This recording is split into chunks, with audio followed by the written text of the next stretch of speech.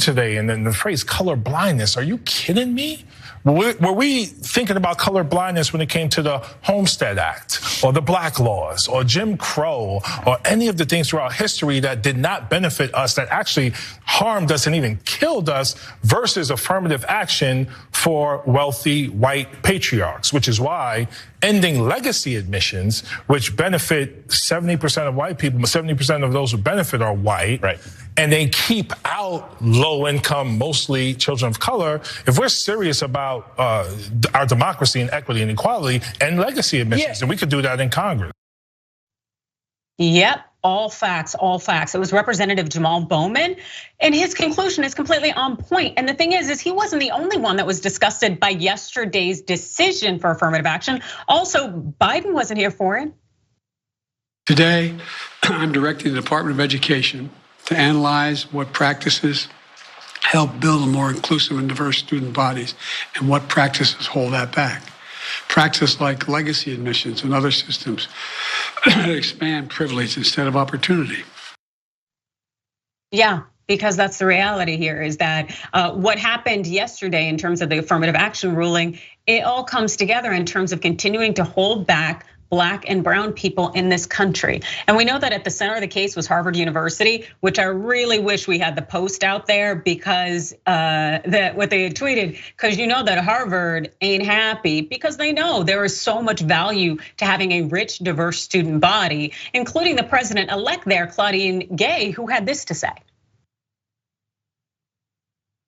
Supreme Court's decision on college and university admissions will change how we pursue the educational benefits of diversity. But our commitment to that work remains steadfast. It's essential to who we are and the mission that we are here to advance. For nearly 9 years, Harvard vigorously defended our admissions process and our belief that we all benefit from learning, living, and working alongside people of different backgrounds and experiences. We will comply with the court's decision, but it does not change our values. No, not at all. And I do really wish that I had time to put up the Harvard tweet, because they let you know that the court's decision on affirmative action did say that the schools could continue to consider race if it's in a student statement, their personal statement, their mission statement, yeah, then it can be considered. So Harvard said they would definitely abide by the ruling. So it pretty much means any applicants, put your diversity in that personal statement. We also know that Twitter had a lot to say. The reaction was very swift, including this tweet from Senator Nina Turner. She tweeted out, courtesy of SCOTUS, your latter's unnecessary.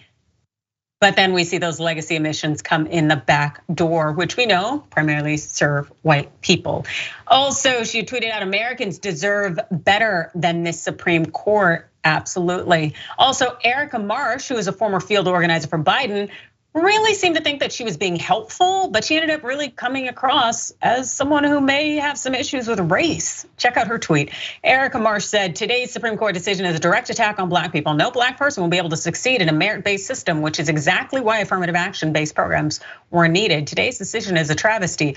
Yeah, Erica, super racist. There are plenty of very, very intelligent Black people out there. It's a matter of how less intelligent people seem to allow our melanin count to get in the way of opportunity. So less us, more you, Erica. Anyways, well, speaking of racist, well, former President Trump definitely had to weigh in via Truth Social.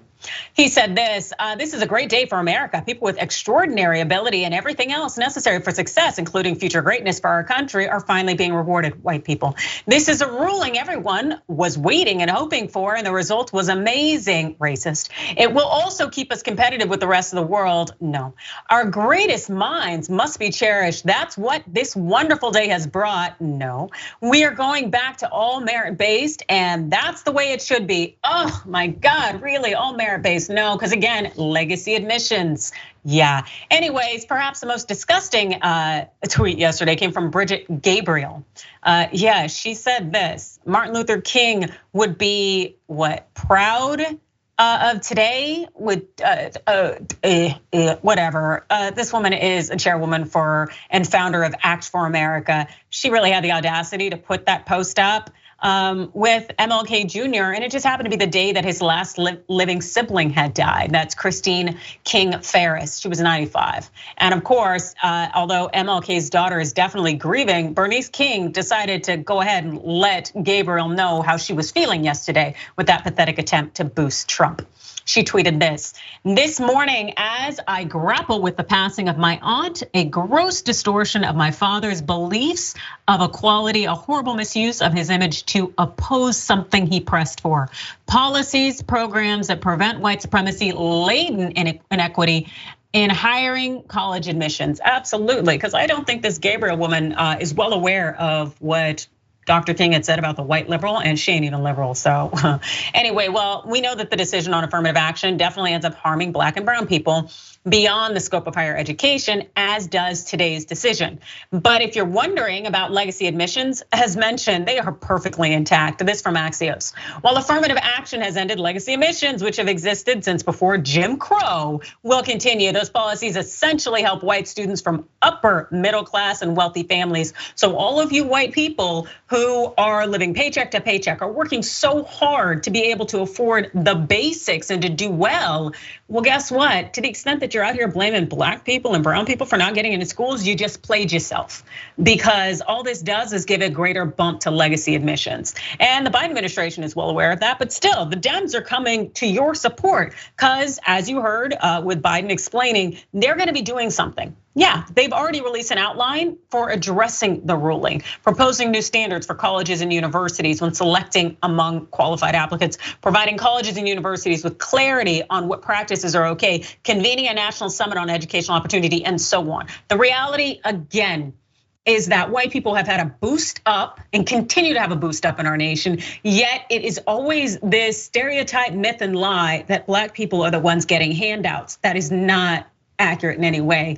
And we saw that with the affirmative action ruling that just came down. And fortunately, there are people who recognize the inequities in our society, that melanin count should not hold you back, nor should it prevent you from being able to access opportunities. And they are willing to institute the necessary policies to make meaningful change. Mondale.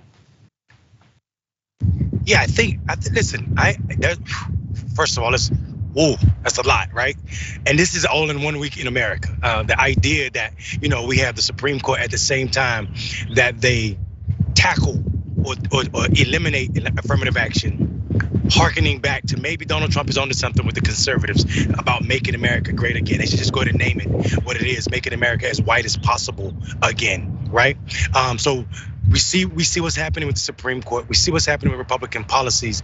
If people aren't careful, America will not be classified as a democracy.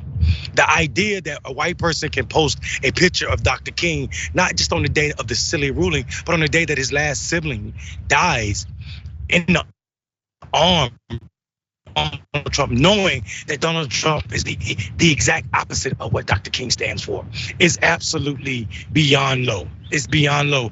But it shows Republicans don't care about what's factual, what's necessary. They just care about what's going on.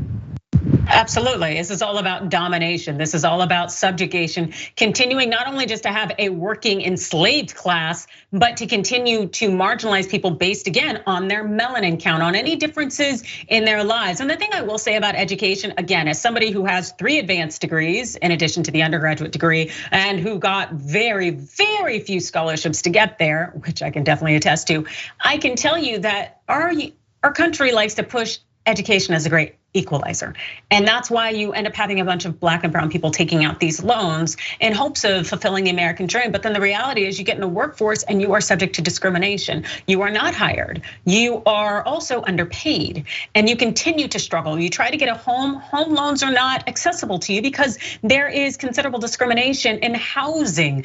We've seen this case after case, time after time, year after year, again and again. And yet still to this day, again, we are blamed for not pulling ourselves up from the bootstraps when white America has created a functioning system that continues to only function in their favor.